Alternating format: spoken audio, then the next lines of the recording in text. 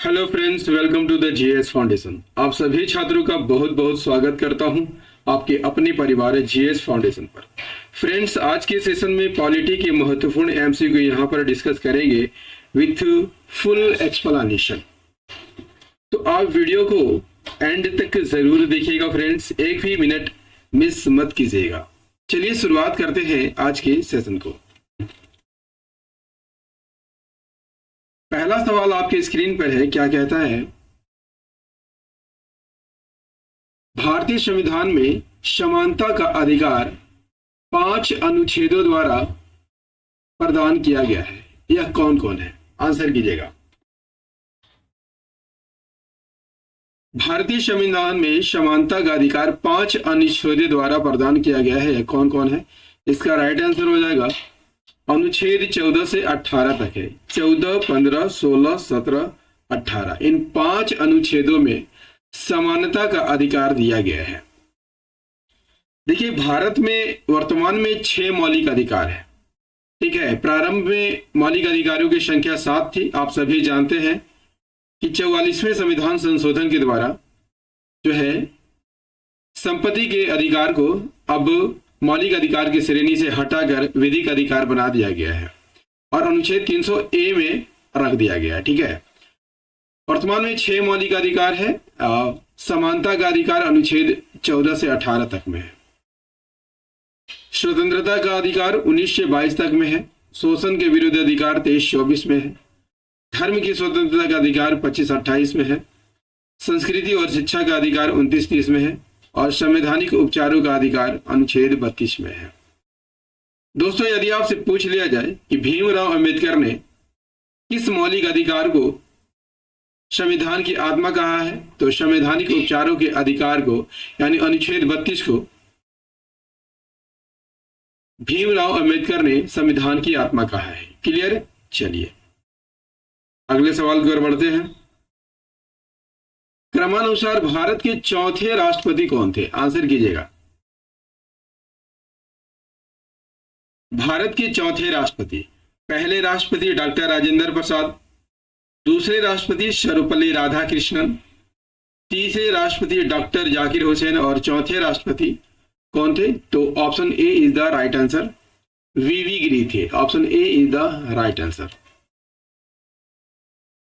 देखिए, वराहगिरी वेंकटगिरी यानी वीवी गिरी भारत के चौथे राष्ट्रपति थे और 24 अगस्त 1969 से 24 अगस्त 1974 तक ये राष्ट्रपति पद पर रहे थे।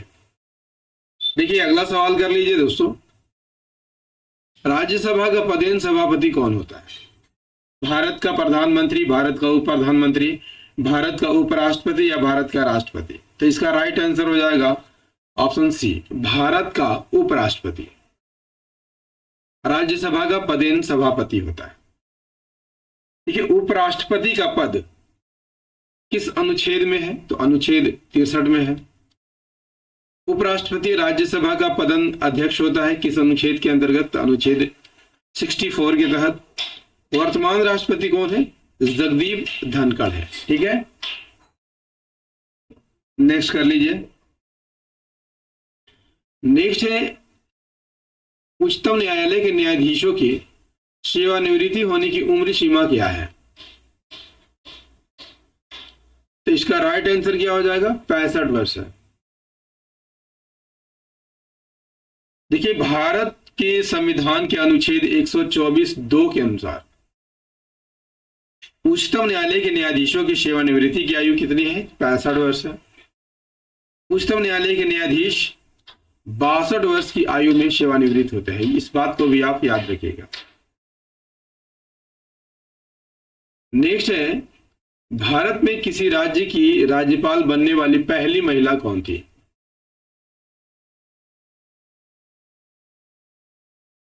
राइट आंसर हो जाएगा सरोजिनी नायडू थी।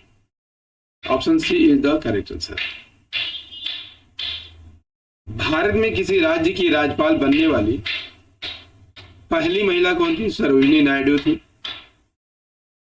और ये 15 अगस्त 1947 से 2 मार्च 1949 तक उत्तर प्रदेश की राज्यपाल रही थी और इन्हें भारत की कोकिला के नाम से भी जाना जाता है। नेक्स्ट कर लीजिए, संघ सूची का विषय निम्नलिखित में कौन नहीं है? सिक्का संघ सूची का विषय है, डाक संघ सूची का विषय है, तार डाक सूची का विषय है, पुलिस डाक सूची का विषय नहीं है। Option A is the right answer. देखिए 7वीं अनुसूची, आप सभी जानते हैं दोस्तों भारतीय संविधान में 12 अनुसूचियां दी गई है और 7वीं अनुसूची में 3 सूचियां दी गई है। ठीक है, संघ सूची, राज्य सूची और समवर्ती सूची। संघ सूची पर कानून कौन बना सकता है? संसद बना सकती है। राज्य सूची पर राज्य सरकार कानून बनाती है और समवर्ती सूची पर केंद्र और राज्य सरकार कानून बनाती है।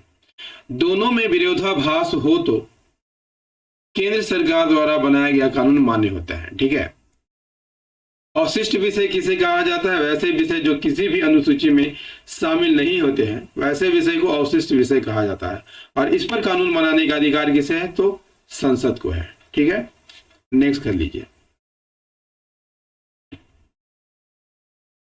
वित्त आयोग की नियुक्ति कौन करता है?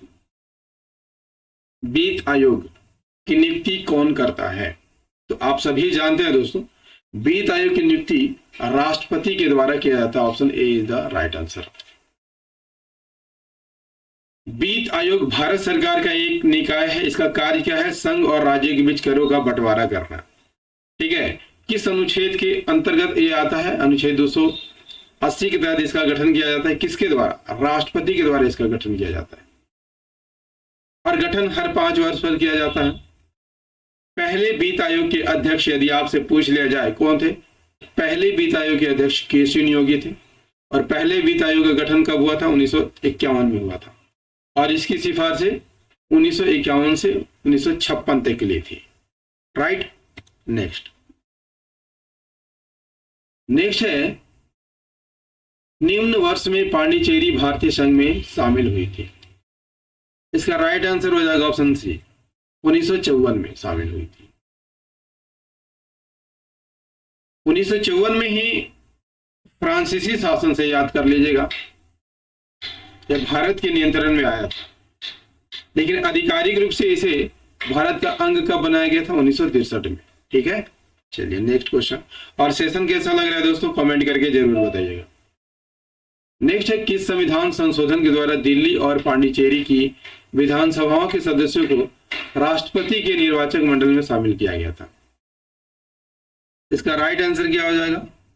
70वें संविधान संशोधन के द्वारा शामिल किया गया था। संविधान में 70वां संविधान संशोधन कब हुआ था? 1992 में हुआ था और किस लिए हुआ था? राष्ट्रपति के निर्वाचक मंडल में दिल्ली और पांडिचेरी विधानसभाओं को सदस्यों को शामिल करने के लिए हुआ था। क्लियर? राष्ट्रपति का निर्वाचक मंडल का प्रावधान किस अनुच्छेद में किया गया है? अनुच्छेद 54 में किया गया है। राइट, नेक्स्ट कर लीजिए। ये डॉक्टर राजेंद्र प्रसाद को संविधान सभा का अस्थायी अध्यक्ष कब बनाया गया था?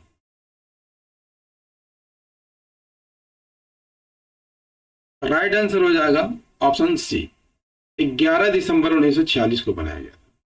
देखिए, यदि आपसे पूछ ले जाए कि संविधान सभा की प्रथम बैठक कब हुई थी, तो 9 दिसंबर 1946 को हुई थी। ठीक है, इसके 2 दिन बाद यानी 11 दिसंबर 1946 को डॉक्टर राजेंद्र प्रसाद को संविधान सभा का अस्थायी अध्यक्ष बनाया गया था। जब पहली बैठक हुई थी दोस्तों, तो किसे संविधान सभा का अस्थायी अध्यक्ष बनाया गया था? तो जब पहली बैठक हुई थी 9 दिसंबर 1946 को, तो सच्चिदानंद सिन्हा को अस्थायी अध्यक्ष बनाया गया था। क्लियर? देखिए, संविधान सभा की पहली बैठक कब हुई थी? 9 दिसंबर 1946 को, और इसी में डॉक्टर सच्चिदानंद सिन्हा को अंतरिम अध्यक्ष बनाया गया था, यानी अस्थायी अध्यक्ष बनाया गया। इसके 2 दिन बाद 11 दिसंबर 1946 को डॉक्टर राजेंद्र प्रसाद को, ठीक है, डॉक्टर राजेंद्र प्रसाद को संविधान सभा का अस्थायी अध्यक्ष बनाया गया था। संविधान सभा के उपाध्यक्ष कौन थे? H.C. मुखर्जी थे। ठीक है, और कौन थे? वीटी कृष्णमाचारी थे। नेक्स्ट कर लीजिए दोस्तों। निम्न में से भारतीय संविधान में सबसे अधिक उपबंध किससे लिए गए हैं? आयरलैंड के संविधान से, संयुक्त राज्य अमेरिका के संविधान से, भारत शासन अधिनियम से या ब्रिटिश संविधान से। इसका राइट आंसर हो जाएगा ऑप्शन सी। लगभग 70% भाग जो है यहां से लिए गए हैं।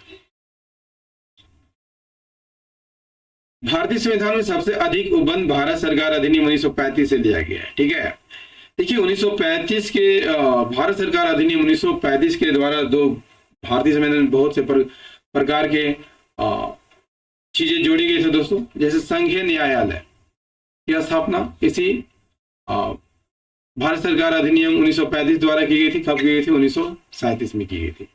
लोक सेवा आयोग की स्थापना भी 1935 के अधिनियम से की गई थी। वर्मा को भारत से अलग किया गया था। ठीक है, आरबीआई की स्थापना भी इसी के तहत हुई थी 1 अप्रैल 1935 में। ठीक है, नेक्स्ट कर लीजिए, कौन सा अनुच्छेद मूल अधिकारों का आधार स्तंभ है? क्योंकि यह अनुच्छेद उच्चतम न्यायालय को मूल अधिकारों की प्रहरी बना देता है। इसका राइट आंसर हो जाएगा ऑप्शन सी, अनुच्छेद 32। अनुच्छेद 32 की यहां पर बात कर लिया जाए तो ये संवैधानिक उपचारों का अधिकार प्रदान करता है।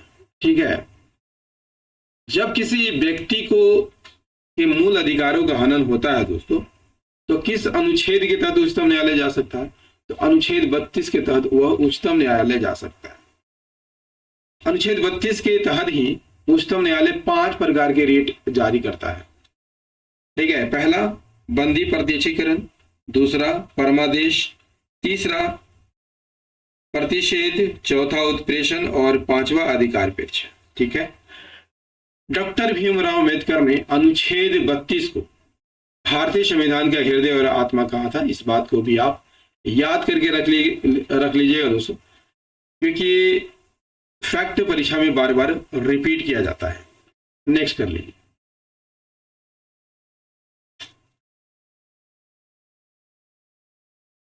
निम्न में कौन सा सही सुमेलित नहीं है? देखिए, भारत चीन युद्ध घोषित होने के कारण अक्टूबर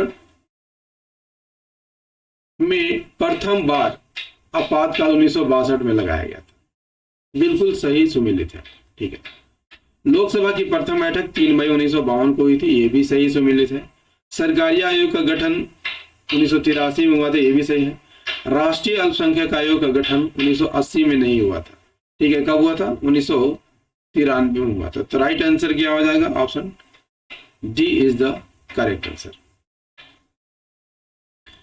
अल्पसंख्यकों के लिए पहला राष्ट्रीय आयोग कब बनाया गया था? 17 मई 1993 को। राइट, नेक्स्ट कर लीजिए, राष्ट्रपति द्वारा आपातकाल की घोषणा के लिए किसकी स्वीकृति आवश्यक होती है? इसका राइट आंसर हो जाएगा केंद्रीय मंत्रिपरिषद की। देखिए, काफी फैक्ट यहां पर लेकर हम आए हैं दोस्तों। देखिए, भारत में राष्ट्रीय आपातकाल किस अनुच्छेद के तहत लगाया जाता है? तो अनुच्छेद 352 के तहत लगाया जाता है। बार बार रिपीट किया जाता है परीक्षाओं में। जब देश या उसके किसी भी भाग की सुरक्षा को युद्ध, बाहरी आक्रमण या आंतरिक अशांति से खतरा हो तो राष्ट्रीय आपातकाल लगाया जाता है। अभी तक राष्ट्रीय आपातकाल कितनी बार लगाया गया है यदि आपसे पूछ लिया जाए? 3 बार लगाया गया है। ठीक है, सबसे पहले 1962 में भारत चीन युद्ध के समय, 1971 में भारत पाकिस्तान युद्ध के समय और 1976 में आंतरिक अशांति के आधार पर लगाया गया। ठीक है, पहला आपातकाल 26 अक्टूबर 1962 को भारत चीन युद्ध के दौरान, दूसरा आपातकाल 3 दिसंबर 1971 को पाकिस्तान के साथ युद्ध के दौरान और तीसरा आपातकाल 25 जून 1975 को आंतरिक अशांति के कारण लगाया गया था। ठीक है, नेक्स्ट कर लीजिए, निम्न राज्य युग्मों में से किसे राज्यसभा में समान प्रतिनिधित्व प्राप्त है? इसका राइट आंसर हो जाएगा आंध्र प्रदेश और Madhya Pradesh. Option B is the right answer. देखिए, आंध्र प्रदेश में सीटों की संख्या कितनी है? 11 है। मध्य प्रदेश में भी 11 है। महाराष्ट्र में 19, तमिलनाडु में 18, गुजरात में 11 और राजस्थान में 10। दोस्तों इंडियन पॉलिटी का टॉप 15 क्वेश्चन आपको कैसा लगा कमेंट करके जरूर बताइएगा। यदि सेशन पसंद आया हो तो एक लाइक कर दीजिएगा, इसे अपने दोस्तों के साथ शेयर कीजिएगा और यदि आप भी इस चैनल पर नए हैं तो चैनल को जरूर सब्सक्राइब कर लीजिएगा दोस्तों, बेल आइकन को प्रेस करना मत भूलिएगा। मिलते हैं अगले सेशन में, तब तक के लिए जय हिंद, धन्यवाद।